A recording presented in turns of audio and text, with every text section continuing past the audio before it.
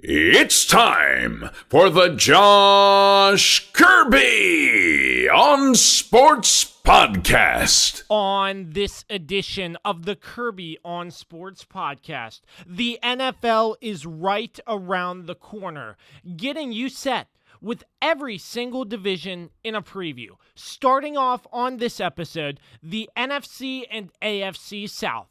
All coming your way next. You're listening to the Kirby on Sports Podcast.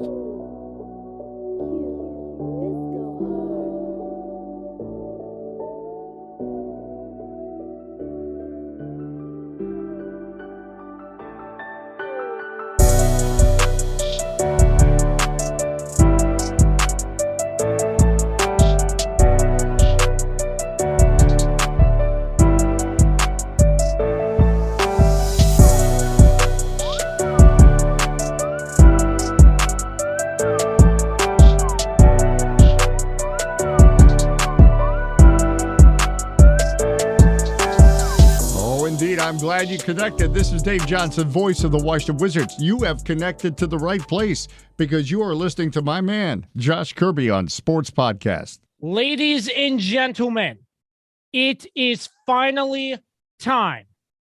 But before I announce any more about what's going on, first and foremost, we would like to thank our sponsors, PM Plus Reserves, Shenandoah Primitives, and Dr. Dave Leadership Corporation.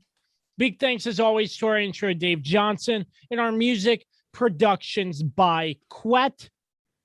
The NFL season is roughly about 1 month away. We just witnessed the Hall of Fame game getting people hyped up for the regular season. I mean, I know it's the Hall of Fame game, it's preseason, but still, it hypes you up. You got that NFL on Fox music. You got the Hall of Fame inductees, the whole nine, getting us as fans. There wasn't a preseason last year, but there was this year, and it's getting us hyped. There's something to look forward to, and it all comes down to about a month away before the regular season starts. It is officially time here on the Kirby on Sports Podcast to officially welcome back the three-man booth, taking us all the way to the Super Bowl and beyond here on the Kirby on Sports Podcast. The NFL is officially back. My guys, Dan Demski, find him on Twitter at Dan_Demski97. In our utility multi-tool, Carlos Martinez. Gentlemen, it's great to be back with you all. I don't know if I really like that nickname for myself. Utility. Okay. Utility player. I mean, golly. Well, you are a multi-tool, Carlos. We just call me, just call me the Swiss Army knife. Army knife. The Swiss Army knife. That is better. Call me the Swiss Army knife. I'm the Taysom Hill of this podcast. I like that one. Yeah, because we can cover soccer with Carlos. We can cover McGregor snapping his ankle, even though Dan hates fighting, but we still cover Can we not do this right now? Also, Carlos isn't overpaid, so he's not as realistic as Taysom Hill, but yeah. Oh, that is very factual. Taysom Hill is very overpaid for a mediocre quarterback.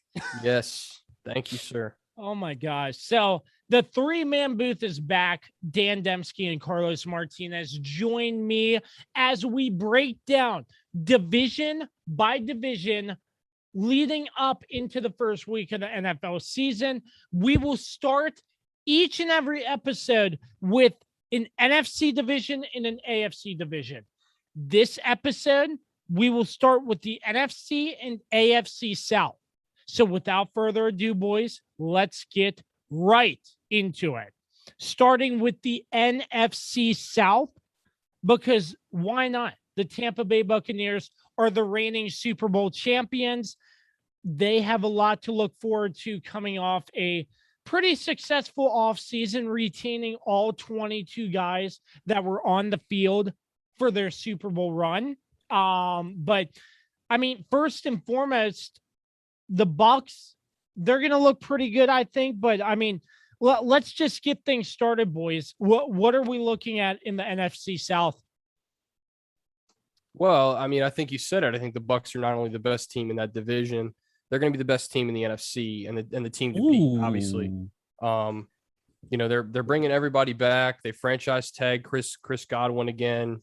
They had a couple bumps in the road last year.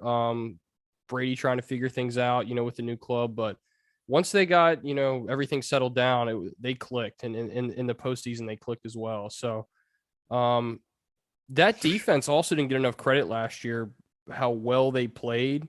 And again, I think the defense is going to be huge this year again for the Buccaneers. So I think they're going to win this division pretty handily again, and especially because there's so many questions with, the other three teams in this division.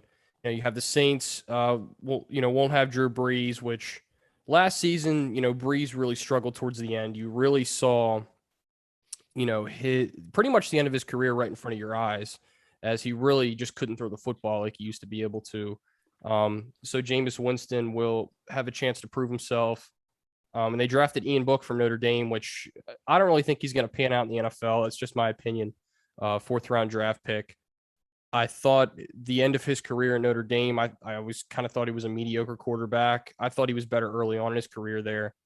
The defense is going to be pretty solid for the Saints. They were 5th overall last year. I think they're going to be, on pace with that this year. I think they're a top 10 defense again. Just a lot of questions with the offense, especially with Jameis Winston. Will that eye surgery he had really make that much of a difference as much as everybody says it will? And I kind of think Atlanta and Carolina are sort of in the same boat. They're kind of in, I think, rebuild mode. I think for the Falcons, you have a brand new head coach in Arthur Smith. They get Kyle Pitts in the draft. I think he's going to be a stud. They lost Julio Jones to the Titans.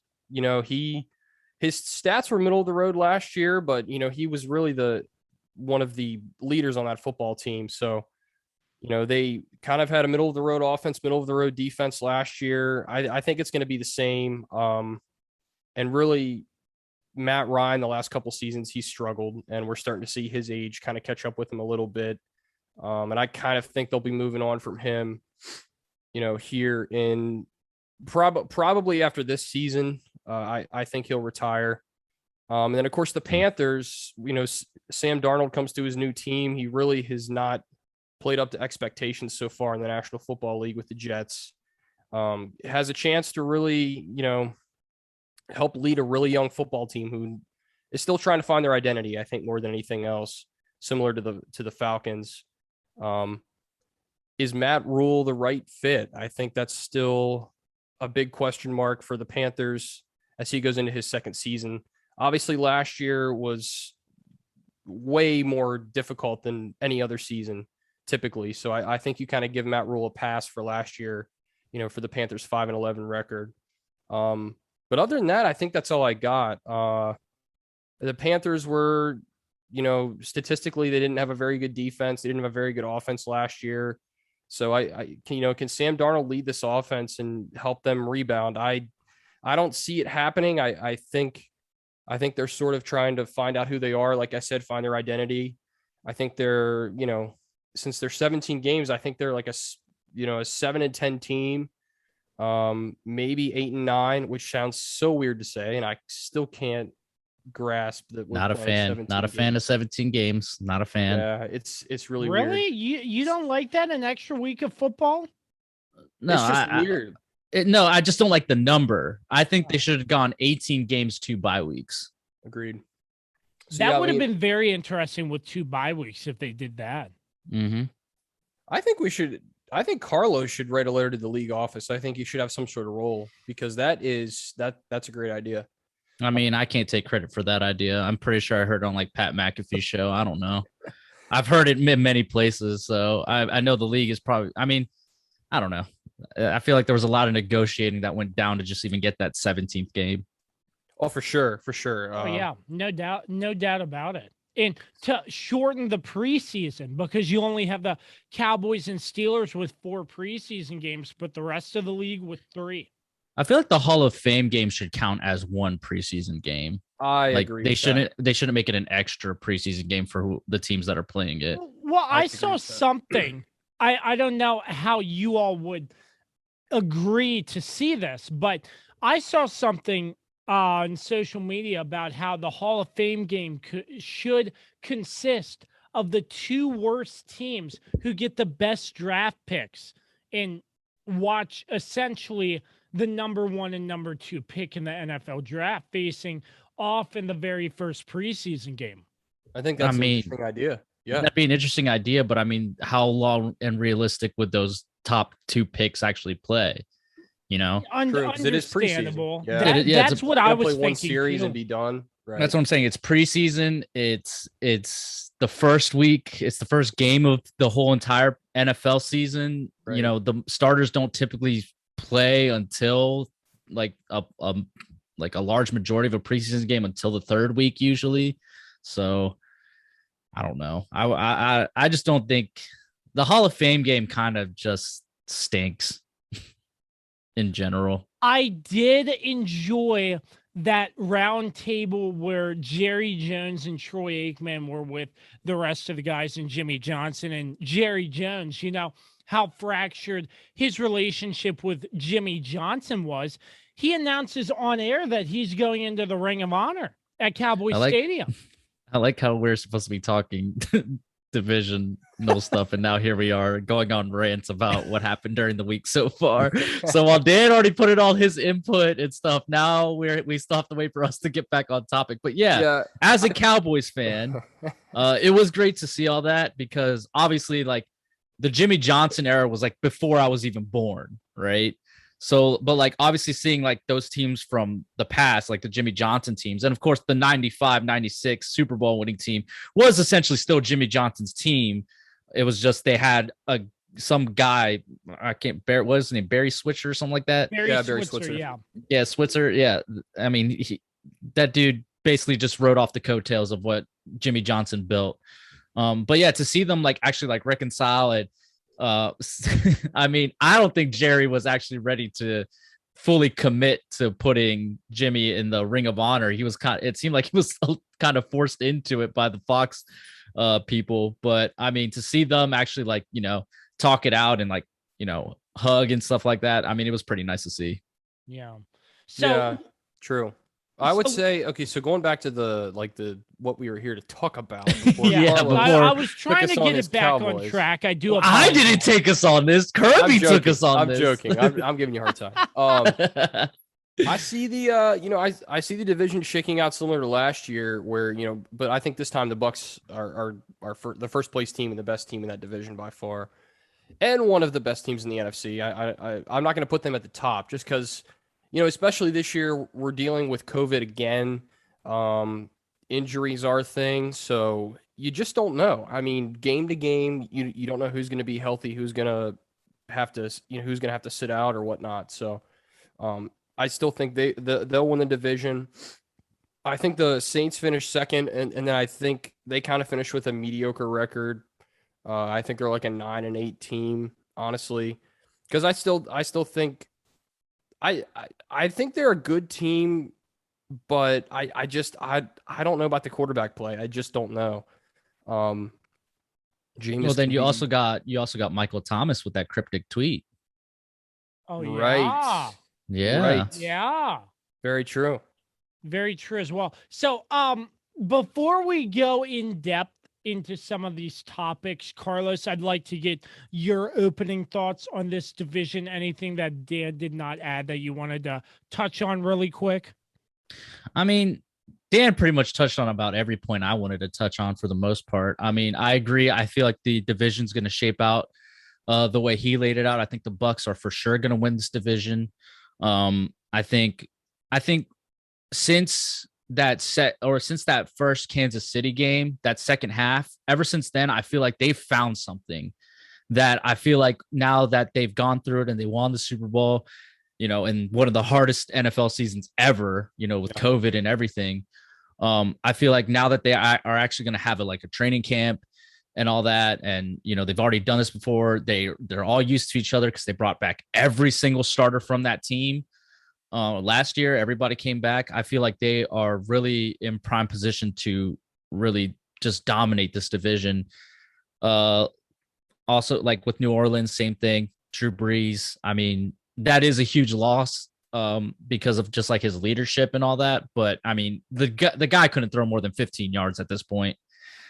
It'll be interesting to see who wins this quarterback competition between Jameis and Taysom. I think realistically, if New Orleans wants to be more successful, they should probably go with Jameis because Jameis has more upside than Taysom. Taysom's like in his 30s, isn't he? I think up there. I think he's getting pretty old. I think last time I checked, he was 31, but I didn't check. I mean, that was like a while ago. Yeah, he'll be 31 in 2 weeks. So there you go. Happy birthday. Happy early birthday. I hope he listens to this. Yeah, Taysom Hill is going to listen to us bash all over him. But yeah, I feel like Taysom Hill, he works better in the positions like as a utility player, as just a solid quarterback. We saw what he could do last season when Drew Brees got hurt. It didn't look good. Yeah. Right. So I would go with Jameis because Jameis is younger. Like we said, he finally got LASIK, so the chances of a 30 for 30 season probably pretty low. He's with a more competent coaching staff than he was when he was with Tampa Bay. So I feel like also he's got that year under his belt of being under Drew Brees. So like I feel like that's a huge advantage that he got like a year where he could just develop himself and just learn from one of the best quarterbacks to ever do it. With all that being said, I still think New Orleans is not gonna win this division. I think same thing. I think they're gonna be like a 9-8 team, maybe a 10-7. Yeah, I agree. But also their defense is stout, so maybe their defense is gonna be the reason why they win some games. And then basically the rest of the division with Carolina and Atlanta, they're both in rebuilding phases. It'll be interesting to see how Sam Darnold does now that he's out of New York and out of Adam Gase's, grasp, because he's obviously ruined. We've seen what happens when quarterbacks get out from under that guy's, control. They do a lot better, i.e. Ryan Tannehill. And with Atlanta, I mean, it'll be interesting seeing what happens with them because losing Julio Jones is a big deal. But at the same time, Julio hasn't been able to stay healthy for the most part since that Super Bowl season, it feels like. Right. So how much of a loss is it really? Who knows? We'll see. But I mean, they do got a stud in Kyle Pitts. It'll be interesting to see how his career pans out. And obviously they cleaned house, getting a new coaching staff in. I don't think he's going to retire at the end of this season like Dan thinks. I think he's probably got 2 more years before they cut bait with him because I think they're going to want him for 1 more season to really show the new guy the ropes. But I think it'll just be interesting to see how this division plays out. But for sure, I think we're all in agreement. So long as Tampa Bay stays healthy and COVID does not become an issue with this team, that, Tampa Bay is going to win this division handily. And then it'll probably New Orleans second. And then it'll be just interesting to see who comes in the last 2 places with Atlanta and Carolina. On paper, the Tampa Bay Buccaneers, in my opinion, will win this division.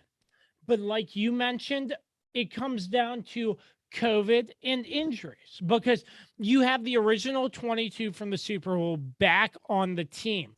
So these are all guys who have been together, rode with one another all the way to hoisting that Lombardi trophy. So that is definitely one good thing that comes about it.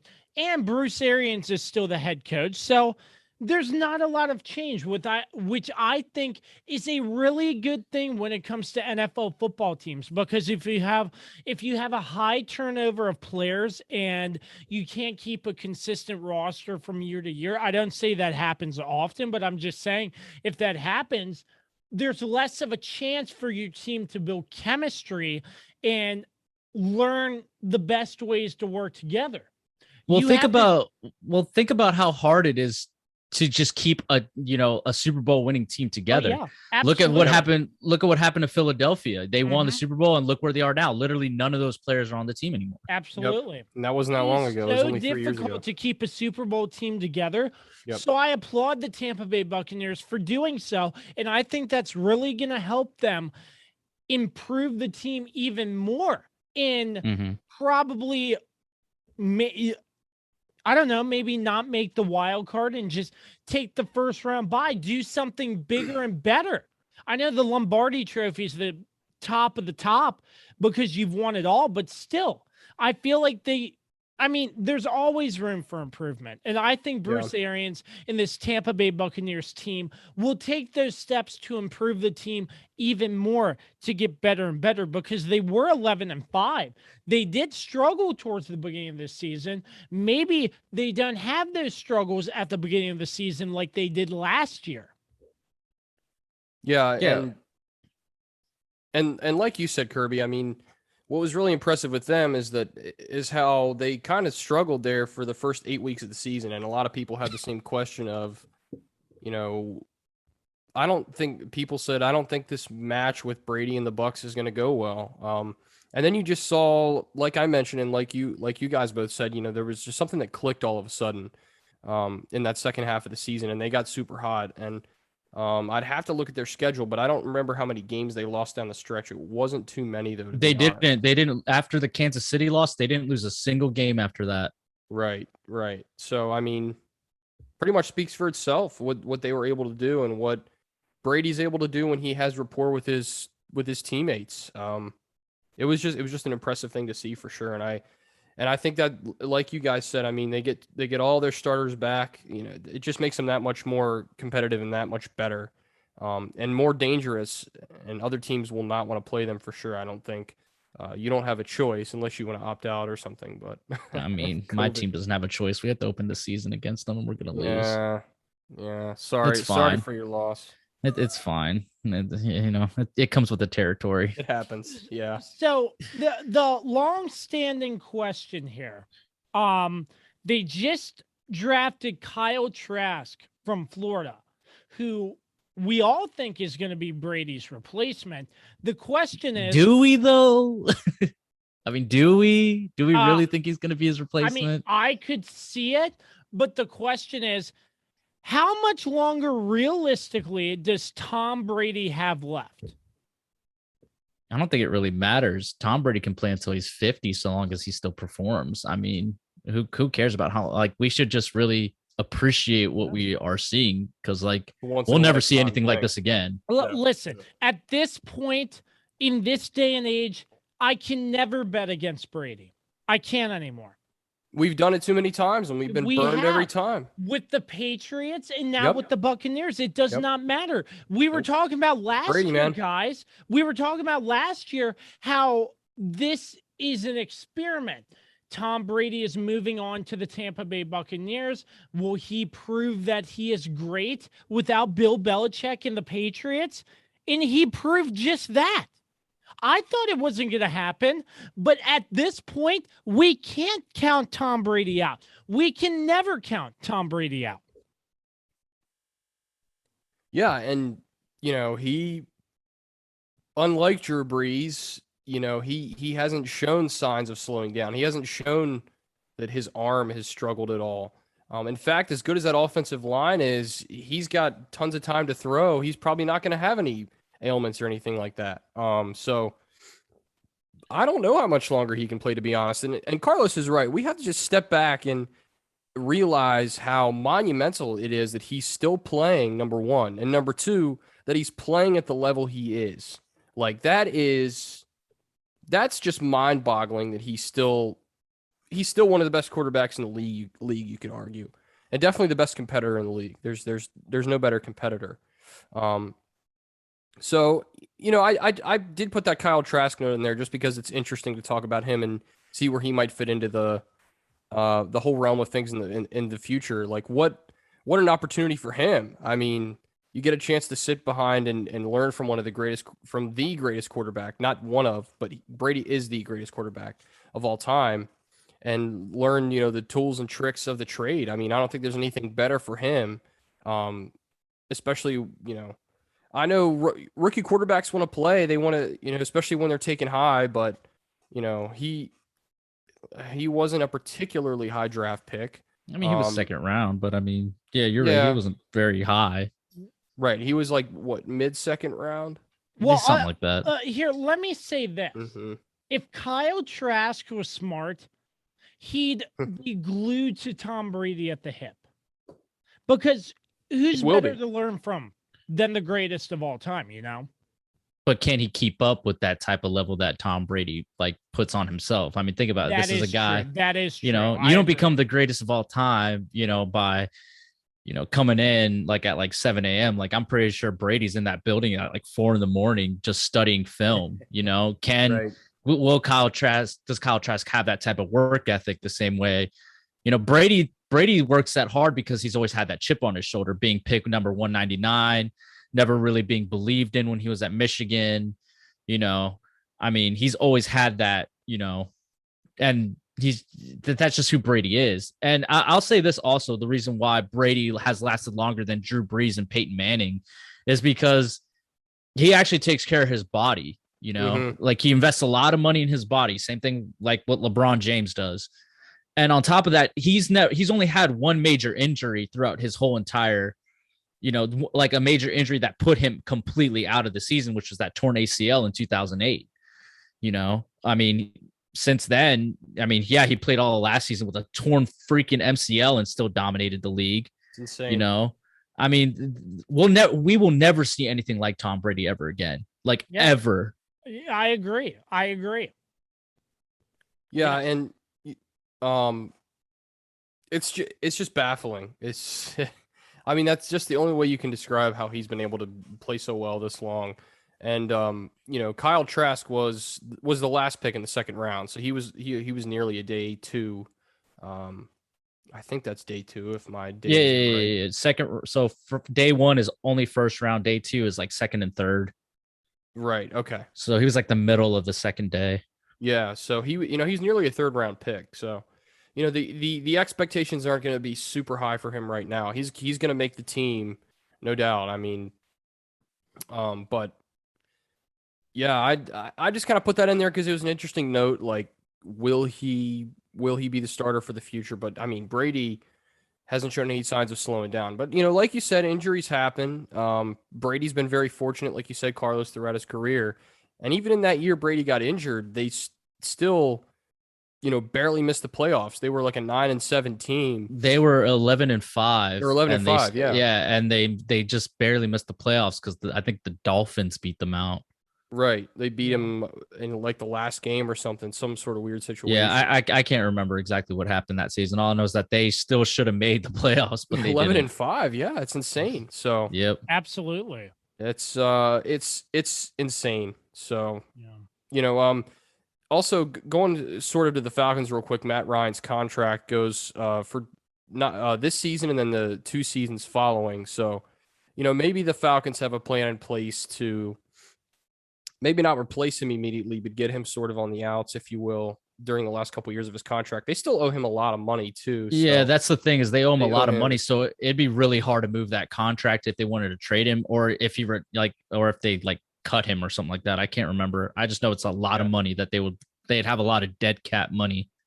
$40.5 million if they were to cut him after this season. So, I mean, that's a lot of money you would still owe the guy. That's a lot of uncertainty right there. Right. And I feel like with the Atlanta Falcons, I mean, the potential was there.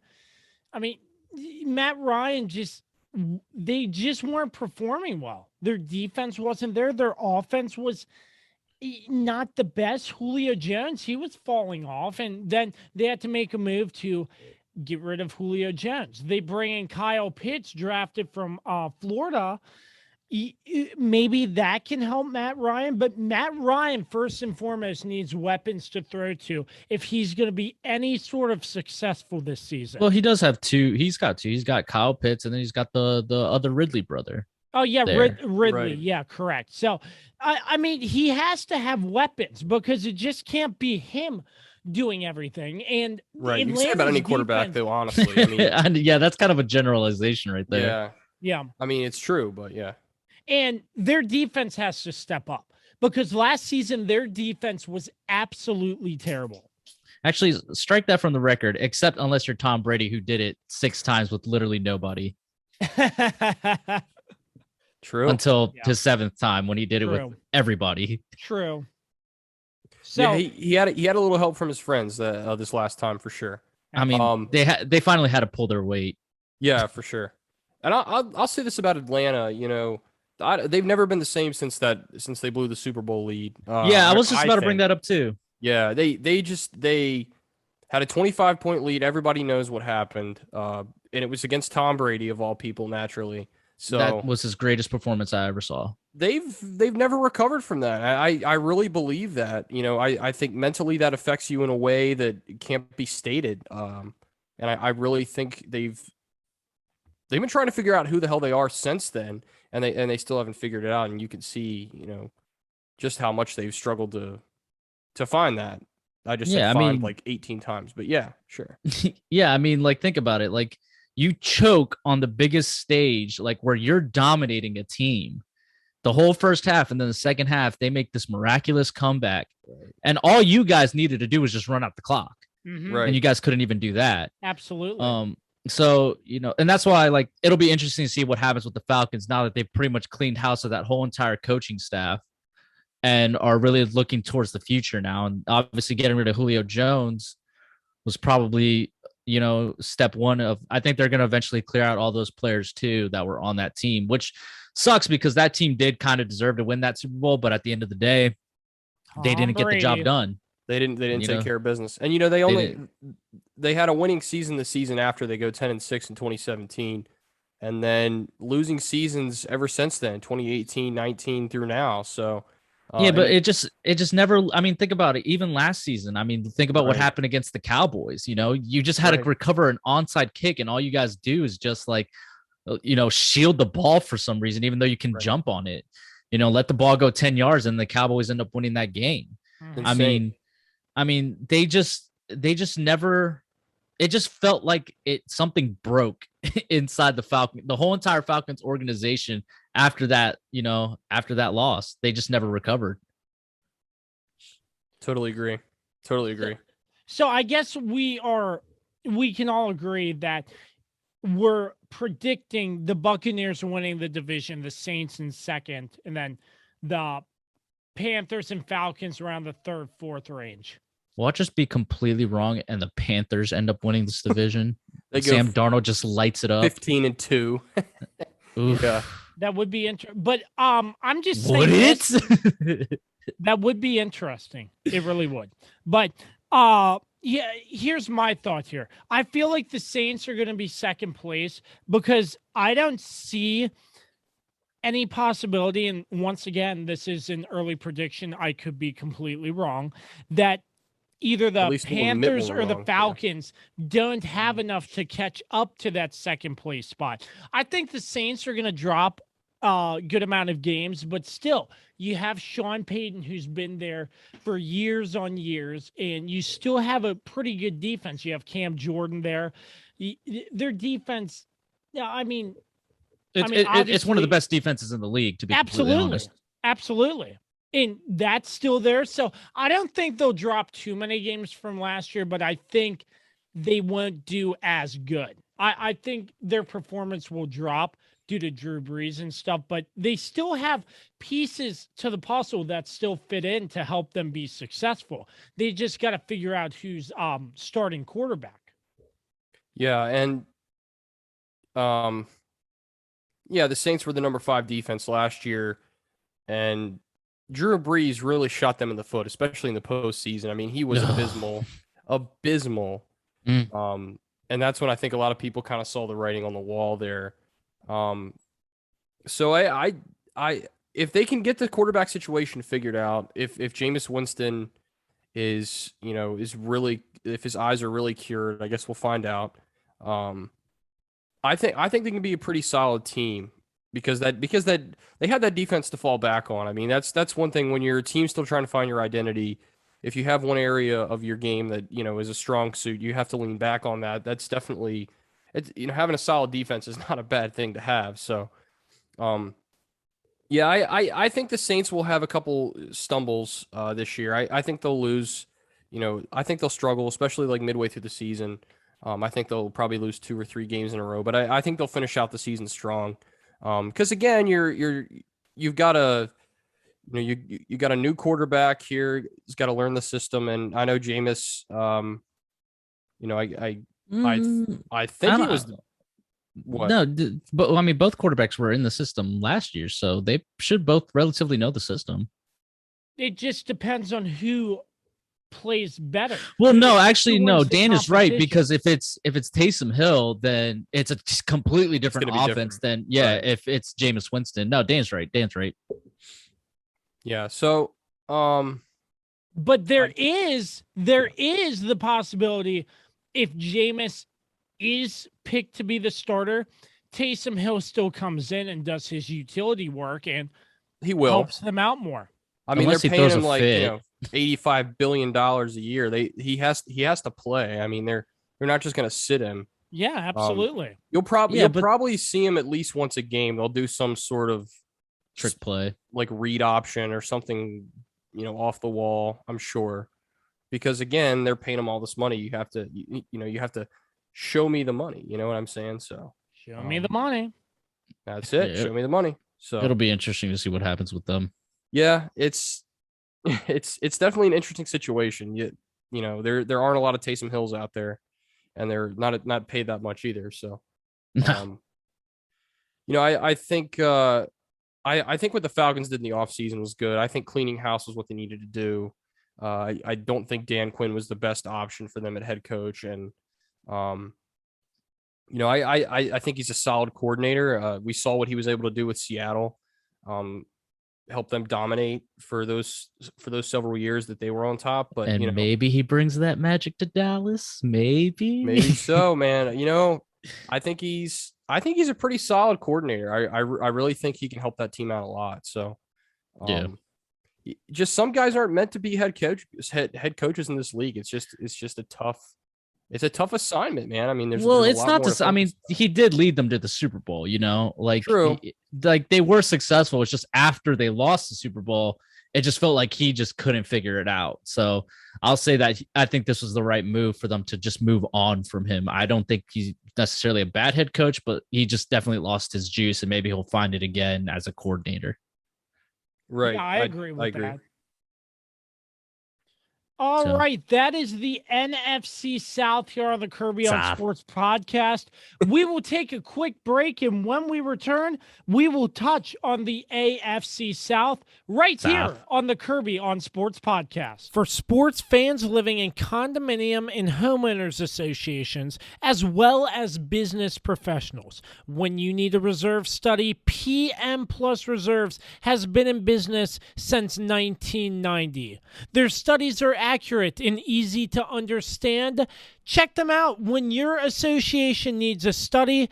www.pmplusreserves.com. You can also contact them at 703-803-8436. Once again, www.pmplusreserves.com. Is it finally time to upgrade your home's interior? How about with an authentic farm table made locally from recycled barnwood? Shenandoah Primitives, based right here in Winchester, Virginia, makes farm tables, benches, tables, coffee tables, and a long list of other items for your home decorating needs. At Shenandoah Primitives, function and style are combined for great furniture that will last generations. If you're interested in combining the industrial look of metal with wood, or considering something incredibly unique with a live edge, Shenandoah Primitives turns those ideas into reality. Thinking about a mirror, wine rack, or other accent piece for your home, Shenandoah Primitives can assist with that as well. As a local small business, Shenandoah Primitives is happy to work with each client for a custom design or schedule an appointment to come out and view current inventory. Local, high-quality, handmade items can be found at Shenandoah Primitives. Find us on Facebook and Instagram or visit us at www.shenandoahprimitives.com. Once again, that's www.shenandoahprimitives.com.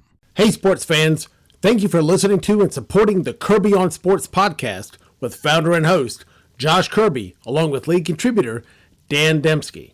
Like, subscribe, and give them a 5-star rating wherever you get your podcast from. My name is Dr. Dave Miles, founder of Dr. Dave Leadership Corporation. Our company helps leaders build engaged and productive teams. Exclusively for listeners of the Kirby on Sports podcast, you can take an opportunity to discover your primary communication style and learn more about effective communication with others. Text Kirby to 757-903-0743 for your free copy of the Working From Home Communication Assessment, where you'll learn your primary communication style, how to better communicate with others not like you, and tips on working remotely based on your personal communication style. 10 minutes, tons of resources. Learn about yourself and your team. Again, text Kirby to 757-903-0743 for your free assessment report today. I'm Dr. Dave Miles, founder of Dr. Dave Leadership Corporation, where we help you and your team be more engaged and productive by understanding each other better. Back to you, Josh. Thank you once again to all of our sponsors. Without their support, the Kirby on Sports podcast would not be where it is today. Once again, in the three-man booth, I'm joined by Dan Demski and Carlos Martinez. Gentlemen, it is time to talk about the AFC South. And I think this is going to be very unique. I will give my opening thoughts, so to speak. The Titans and the Colts were up there neck and neck at 11-5 last year, and the Texans and Jaguars, the bottom of the barrel. The Titans, I think they're going to improve a lot. And I'm going to say that based on my prediction that Julio Jones is going to play better in Tennessee. But once again, I could be wrong. Mike Vrabel is doing a quarterback. Yeah, and Mike Vrabel is doing a very good job so far.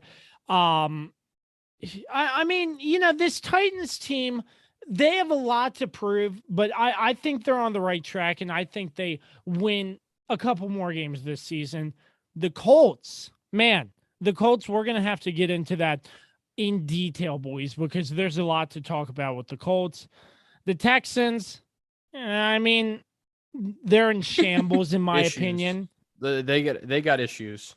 Yeah, very big issues. I think we can all agree they're probably going to finish last in this division this year. I think they won't win a game this year.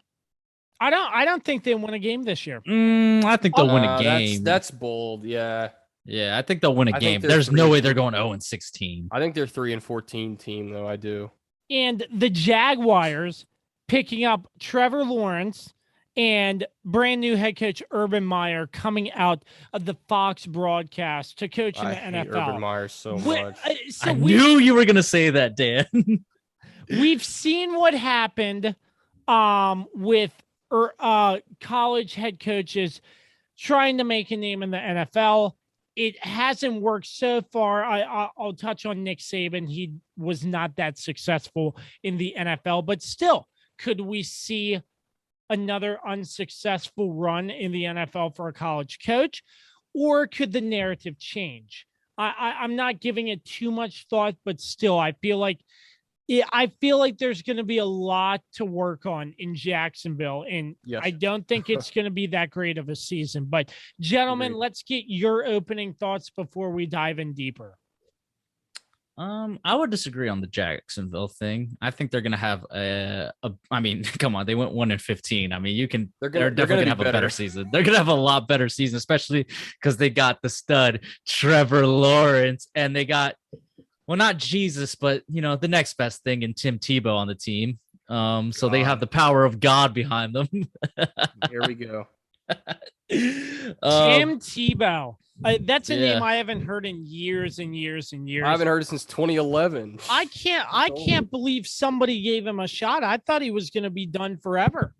I mean, Urban Meyer was his college coach, so Well, is it really that's that why. surprising? Favoritism. That's why. Just a little bit, You know, when that news came out, it took like 3 weeks for them to sign him. I was like, they going to sign him, or are we just getting egged on by the media? I think it was a smart move, to be completely honest, because it kind of takes the attention away from Trevor Lawrence. And it's also a guy that's been there, done that kind of, you know, who could help Trevor kind of navigate the, you know, NFL world a little bit. But a tight end, I had no clue he could have. I mean, he should have made this position switch a long time ago. I mean, come on, let's be honest. Tim Tebow was awful at throwing the ball. I mean, he should have been. I mean, he's definitely more a Taysom Hill kind of player. Like I think he'll do well as a utility player. Yeah, I could see that, but I'm just looking forward to seeing him back on the field. That's going to be very interesting to see how well he does after being out of the NFL for so long and playing in the Mets organization for an extended period of time as well. So that's going to be interesting to see. Yeah. Oh man. This division is going to be a little tricky to pick between the Colts and the Titans. Oh, well, first and foremost, we do have to talk about the Colts injuries. Yeah, I feel like we need to get that out of the way right now. We need to get it. The three of us, we need to all talk about it, come around campfire style, and just let's talk about the Colts injuries. Let's sit around the campfire and sing our campfire song. So Carson Wentz has a foot injury. He's out for an extended period of time. I'm hearing stuff in the news that Phillip Rivers might come back. No. I don't think that's feasible. I think Phillip Rivers is content coaching football. He's a coach now. Yeah, he's got the head coaching gig out of high school, but he did say in an interview that he's not ruling it out coming back. But you know, honestly, like it would just be too. I don't know. I just don't think he's gonna actually come back. Plus, you know, like we have here in our notes, like the Colts have young quarterbacks. You know, they do have Sam Ellinger out of Ellinger or Ellinger. How do you say Ellinger? Is it Ellinger? Yeah, they have him out of Texas. Now, I mean, he wasn't necessarily, you know, a well-touted, you know, prospect coming out of Texas. Really, yeah. He had a great start to his career there, but he really like the last couple of years he's kind of I mean, so kind of like Texas in general, but yeah. I mean, we could go on a whole spiel about the whole what's going on in college football, but you know we got to focus on this. Yeah. But and then you know they do have Jacob Eason who was on the team last year and apparently is a stud. Like apparently he's really solid. Good. So I would stick with Eason. I feel like Eason knows the system. He's been in the system for a couple years now, I want to say. So I think he's got a real chance here to really shine. It'll be interesting to see what happens with Carson Wentz because I think I read something that like they're going to evaluate him again in 2 weeks to really determine how long he's going to be out. Cause like the determination right now is 5 to 12 weeks. And, but on a Pat McAfee show, their head coach, Frank Reich, is that his name? Yep. Frank Reich. Yeah. Frank Reich. He went on Pat McAfee's show and said that it's looking like it's going to be on the earlier end of that. So like closer to 5 weeks. So maybe 5-6 weeks, maybe 7 weeks. So he may be back. Carson Wentz may be back for the start of the season, but how healthy is he really going to be, you know? And then their star lineman, Quinton Nelson, got the same injury too. Yeah. So that's insane. Yeah. So it wasn't exactly the same injury, like verbatim, but like it was very, they were very similar. And I haven't heard anything really about him yet. So I don't know, man. The Colts, it's like they just needed to plug in a quarterback, like a competent quarterback. That's all they needed to do. And they thought they had their guy, and right now he's injured. we don't know how long it's going to be, because what happens if he's out for 12 weeks? That means he's not coming back until like week 8. So where would the Colts be in that? Anyway. I heard something. I forget where, but somebody said, "What if the Colts sign Nick Foles?" And I was like, "I'll do it all over again." I've seen that. I've seen why don't they just trade for Gardner Minshew? Like, I've seen everything. I mean, they're not going to actually trade for Nick Foles wherever. I don't even know if Nick Foles is even on a team right now. On the Bears, They're not going to do that. I mean, like I said, I think they're fine. I think they're good at quarterback. It'll be, they have weapons around this whole team. They have a good offensive line. Obviously, losing Quinton Nelson was a big deal, but I mean, I feel like they're okay. They have what they need to really give like Jacob Eason an opportunity to succeed. But what happens if Eason plays lights out and like do you put Carson back in, or do you and take the hot hand out? Like, what happens? Like, this is going to be an interesting story to follow if Carson Wentz can't start the season and misses a few weeks during the NFL season. And this is the main. Oh, sorry. And this is the main reason in my mind, the uncertainty on quarterback, depending on if Wentz comes back healthy week 1, which isn't looking likely, but who knows? We haven't gotten an official report or anything, but still, this is one of the main reasons why I think the Titans will have first place in the AFC South this year, because of the uncertainty of the Colts and how well they're going to perform. But like you all said, Jacob Eason, he's been in the system. Who's better to take over the quarterbacking position temporarily, if not permanently, than somebody who's been in the system? But it's just going to come down to, will he be able to play well or not? Yeah. To me, it's typical Carson Wentz. I mean, he's throughout his career, he'll string together a couple good games and then he gets hurt. And I just think it's a similar situation here. And yeah, I hope Jacob Eason plays well and he gets the starting job for good, because I think the Colts need a different direction. 2 years in a row, they signed, older quarterbacks. Obviously, Phillip Rivers panned out really well last year, though, and played a lot better than people expected, especially me. I know I was very critical of that move. Turned out to be a perfect situation for them. They end up making the playoffs just barely, but they get in last year. But certainly, Phillip Rivers wasn't the entire reason they lost that playoff game. But, I think there's a lot of question marks there. But they also have a good defense. I mean, they have a top 10 defense. They were number 10 last year. I think they're going to be a little better this year. So I think, again, similar to who was it? Go back here just a little bit. Similar to the Saints, where I say that the Saints can lead back on that defense. I think similar things for the Colts as well.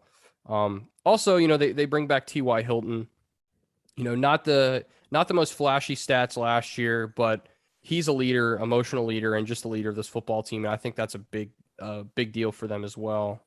So, I think this division is going to be very interesting to me. I really think the Colts and Titans are going to be kind of neck and neck again this year, even though I think the Titans are the best team in this division, just because of what they've been able to do so far. And of course, they signed 2 guys on defense who both had 9 sacks last year, Bud Dupree from Pittsburgh and Danico Autry from the Raiders, who had 9 It'll sacks definitely help them for sure. Yeah, definitely, that was one area where I felt like they really needed to improve on. Coming off the 2019 season, yeah, for sure. Because 2019, they were dominant on defense. Then last year, they took a step back last year. Yeah, they took a big step back. For sure. Oh, yeah, absolutely. I feel like Bud Dupree is an amazing pickup, and that's going to greatly help their defense, because this Titans team, they have a very good squad put together. I'm going to say that, and I feel like they have the best shot here to take first place in this AFC South. And I feel like they're going to have another successful season. And you have Mike Vrabel, like Dan said in his notes, he's proving himself so far. He's doing an amazing job. Yeah. And yeah, I think they're going to do really great things this year. Yeah, and the thing with Bud Dupree, he's relatively stayed injury free throughout most of his career. Missed 9 games in his second season. That's kind of where he had a major injury, and then last year he only played in 11 games. So I think the key for him this year, if he can stay healthy, certainly he can be a force to be reckoned with, for this football team. So I think Tennessee is definitely one of the most dangerous teams in the AFC. The AFC is interesting to me. There's a lot of teams who, I think there's a lot of great football teams, to be honest. And it's going to be interesting to kind of see how it all pans out. And I think the the Titans are at the top of that. And honestly, I think the Colts are not far behind them. I think they're probably a wild card team. That's where I would put them. But again, you never know. Again, injuries. We're dealing with COVID for a second straight season here. And this is going to be a really interesting division to see who gets the top of that division, because real quickly, I think the Texans are a mess, like we talked about the situation with Watson. We even have to go into the Texans and how terrible this ownership, coaching. Oh my gosh, the relationship with Watson. It's a jumbled mess. It's bad. Right now. Yeah. Well, and then also Watson's whole legal situation, but we won't really get into that.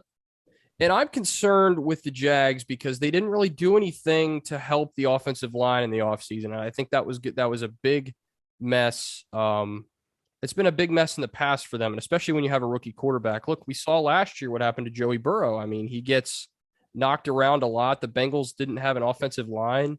And they still didn't really help him with the offensive line, but No, yeah, exactly. I don't even know if they signed anybody in the offseason. We'll have to dive deeper into that when we do the AFC North. But that's what I'm concerned with Trevor Lawrence.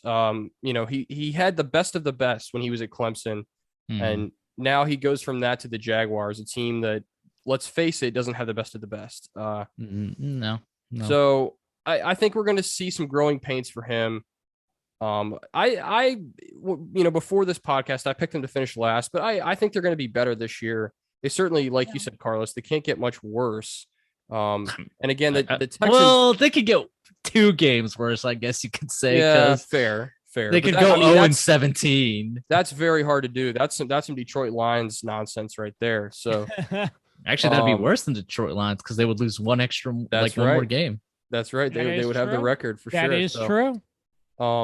I just don't get the Tebow situation. Like I understand it mostly because Urban Meyer is his friend, and that's, he knows Tim Tebow well, and they've they have a relationship obviously going way back to the, like 2007 when they were in Florida. So I get it, but it's to me, it's just a publicity stunt. That's the way I see it. I don't think Tebow's going to do anything at the tight end position. And I think it's going to be a failed 1-year experiment for him. That's just how I feel about it. Yeah, a lot of interesting stuff and some uncertainty. I mean, just touching on the Texans, I mean, there's just so much turmoil there that, I don't know how this is going to relate to a decent season, if you know what I mean. Because so much. I mean, I don't even think the Texans are expecting to do well this season. Yeah, like even themselves. I mean, come on. Like you give control of the franchise to to the head coach who never really proved anything to really deserve that type of control. He goes ahead and trades away your entire future, your best wide receiver for mediocre players at best. And a guy you get. You're dominating the Chiefs, for like the first quarter, then the Chiefs do what the Chiefs do. Mm-hmm. And then you trade away basically your whole entire like future of the franchise. And you wonder why things haven't worked out, why your starting quarterback or your franchise quarterback isn't happy. I mean, that team is just a mess. And, but also, again, with the Deshaun Watson situation. Now, of course, these are all alleged crimes. We don't know. Yeah, that's the other thing. Like we don't personally know like if they're true or not. We got to let obviously everything play out in the legal system, all that, he's got lawsuits and stuff going on, but I mean, all I'll say is that where there's smoke, there's definitely fire.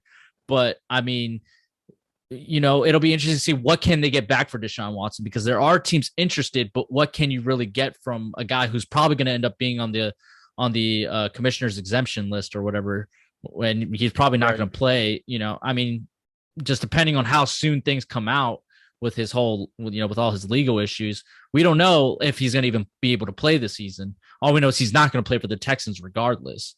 Right. So yeah, with the Texans, dumpster fire. They're not going to do well. The Jaguars, this will be interesting to see how Trevor Lawrence does respond to this situation, because like you said, Dan, like when he was at Clemson, he had all the best offense, best defense, best special teams. Well, I wouldn't say he had the best defense. I mean, obviously there was Alabama, but he definitely you had two and of the even best offenses historically, and even best offense. I wouldn't even give him best offense in terms of his last season, because that's fair. Alabama. I mean, come on, man, they had like 3 first rounders. His junior year, though. I mean, they were his junior. I would say his freshman season was the best team that he had around him. Yeah. It's probably fair. So, I mean, it'll be interesting to see what happens with Trevor Lawrence, because like I was, referring to is like what you said, Dan, is that like he's had the best of the best. Even in high school, he had the best of the best too. Exactly. Yeah. So, this is the first time he's going to actually have to face some adversity and realize that like he's not going to be able to win every single game the way he has before. I mean, he's going to actually have to, he's going to be eating it a lot. Now he's playing against grown men and guys that, are, these are the best of the best that make it into the NFL.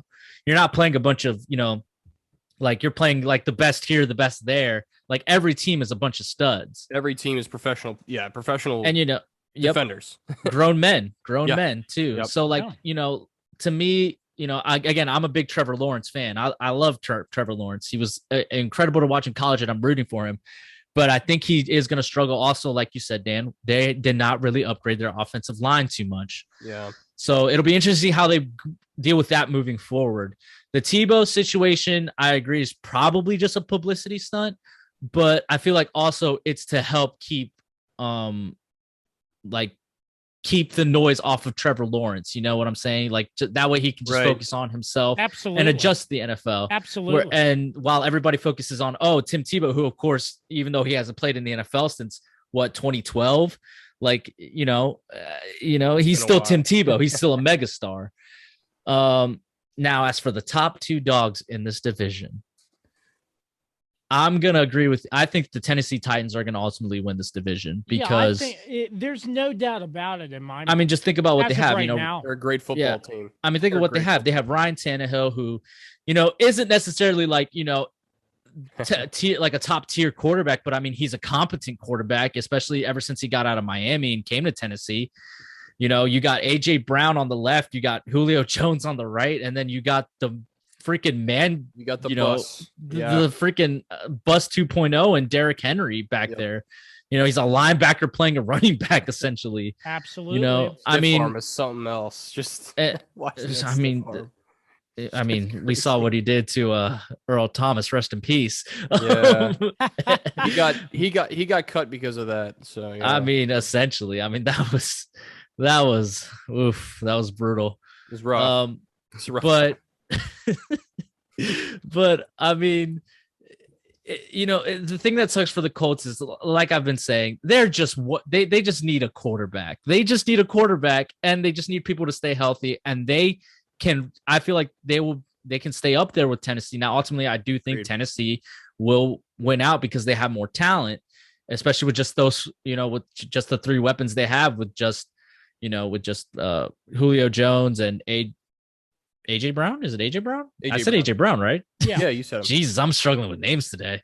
And of course, Derrick Henry. Like those 3 alone are just going to win you at least, 10 games. They don't even need Ryan Tannehill back there to really, they just need somebody who can throw a ball, and they'll figure out a way to win. Yeah. So, and keep in mind, I mean, this is a Colts team who only lost by a field goal to the Bills in the wild card game. Mm-hmm. First of all, that's a shitty draw when, like, in the first game you have to play one of the best teams in the conference. I mean, that's just how it works. But the Colts, and from what I remember, the Colts had to come from behind in that game as well. So Definitely something to remember as we go into this season. I know that the rosters are different, obviously, and things change, but I think the Colts are definitely a team that, like you said, Carlos, they can definitely keep up with Tennessee and maybe surprise some people this year. Maybe win this division. Maybe just barely squeak in and win that division. I don't know. I do agree that Titans are the best team, though. It's going to be tough to beat them for sure. Yeah, it'll be interesting to see what happens with them in terms of, we just have to figure out what's going on with the injuries. Is Carson Wentz going to be out for a long time? If he's going to be out for a long time, can Jacob Eason step into the role and lead this team to at least be in a position where Carson Wentz can come back? And I mean, this is what Carson wanted. He wanted to be back with the coach that he felt like unlocked his abilities in Frank Reich, right? Because Frank Reich was I think he was the offensive coordinator that Super Bowl year. Correct. Yeah, so this is what he wanted. He wants a coach that he felt like he really connected with and unlocked his abilities. And we saw what happened when Frank Reich left. I mean, Carson Wentz kind of struggled. And obviously he's been dealing with a lot of injuries since then too, and he's dealing with the injury again. We have to see what happens with this whole situation. And obviously their stud offensive lineman Quinton Nelson, we got to see how long he's going to be out, but good point. I mean, if Carson Wentz can come, also how rusty is Carson Wentz going to be? Yeah, there's so many questions with the Colts. Exactly. There's so many questions that we cannot answer. There's so many questions up in the air that I can't really say for sure if the Colts are a definite second place team or they might drop to 3 or 4. No. They're definitely number 2. I mean, come on, Jacksonville. It's Trevor Lawrence's first season. Yeah, Trevor Lawrence is a stud. But I mean, that doesn't necessarily guarantee that you're going to do well, in your first season. I mean, I can agree with that too. But then Houston, we already know is not going to compete. Yeah. They're not even on the same planet. We're writing Houston off Mars right now, boys. We're writing Houston off. Houston, we have a problem.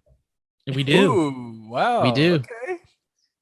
Using the space lingo. Houston, we have a problem. NASA is in Houston. Well, I mean, they're too early in Houston, the season for this. Oh man, we haven't even started the season yet. Oh man, I'm really looking forward to this. But it's clear and cut. The AFC South, we all agree with the Titans winning the division, and I think that's a really good prediction. And I think it's going to pan out. But once again, you have to stay healthy. That's the constant. And with the new COVID rules, I mean, I touched on this before, but once again, if you have an outbreak due to unvaccinated personnel we haven't even talked about this yet. Yeah, I believe we might have in a previous episode, but still something to bring up.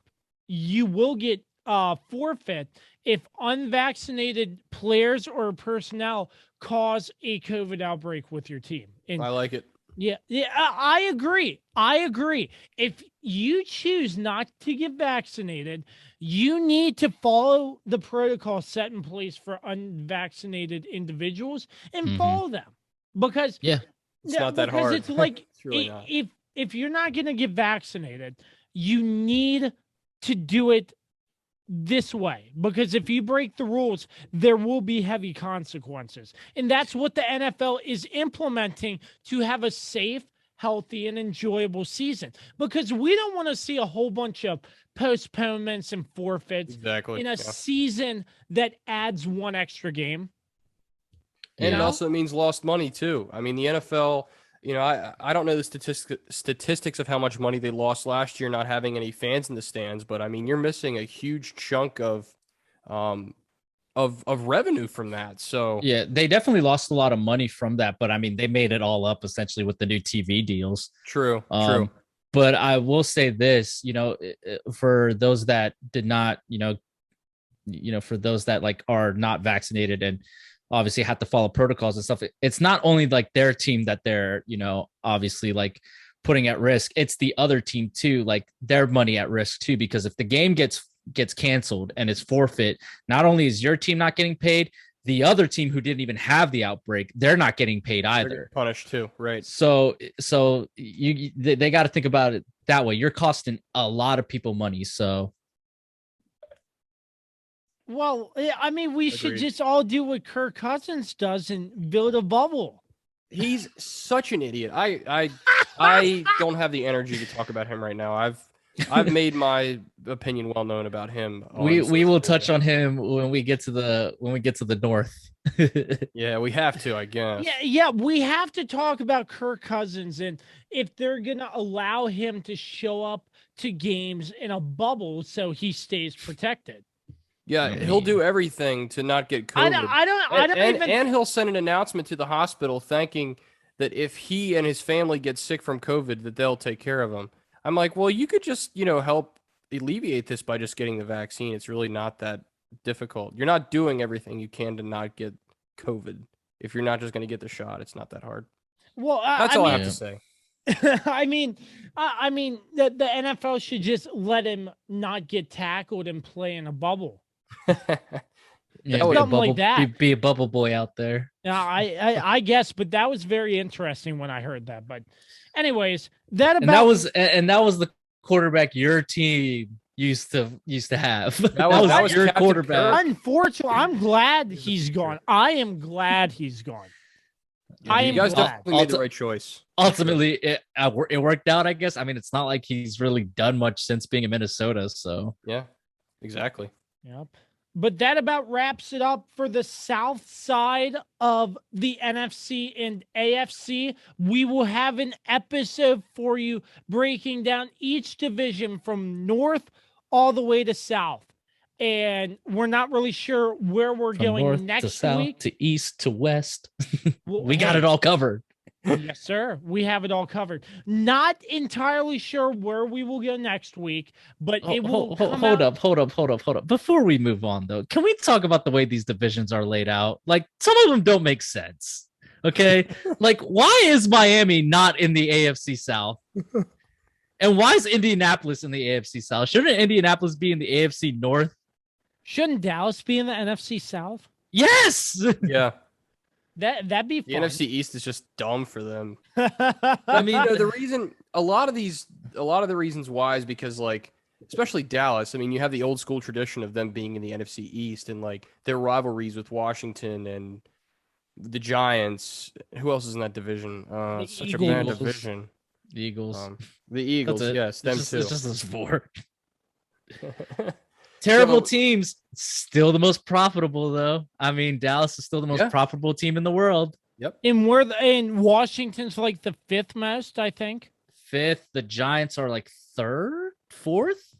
That's a profitable division, my boys. And then like the Eagles cracked the top 10. I'm like, holy crap. It's amazing. That's incredible. And all of them suck. It's a tradition of like how long they've been in the league too. A lot, like Washington and the Giants were like two of the first teams in the NFL. So you have that too. That definitely helps build up your your what's the word? Repertoire. Yes. Okay, let's end this now. I think we've I think we've gone on. Yeah. Guys, I must say it was fun getting the 3-man booth back. We'll do one of these each and every week leading up to the start of the National Football League regular season.